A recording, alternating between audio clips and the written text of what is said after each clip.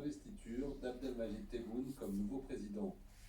Chef d'état-major de l'armée depuis 2004 et vice-ministre de la Défense depuis 2013, le général avait été propulsé par le clan Bouteflika.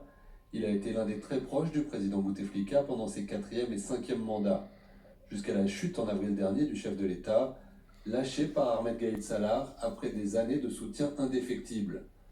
Celui qui détient une longévité record à la tête de l'armée algérienne avait rejoint à 17 ans l'armée de libération nationale pendant la guerre d'indépendance. Le jeune homme avait quitté l'école très tôt sans diplôme, mais a bénéficié ensuite d'une formation militaire en ex-URSS. Malgré cela, il est resté sous-estimé par certains de ses pairs.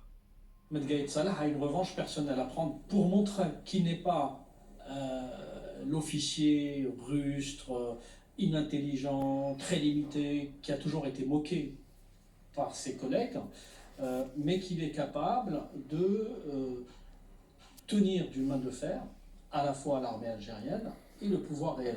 Notamment ces derniers temps lorsqu'il présidait le Conseil des ministres et qu'il distribuait la parole au président par intérim et au Premier ministre.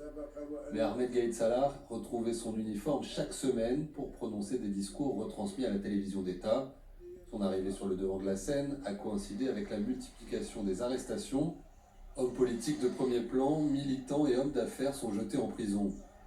Il personnifiait depuis 9 mois le pouvoir aux yeux du mouvement de contestation en Algérie qui réclamait donc son départ.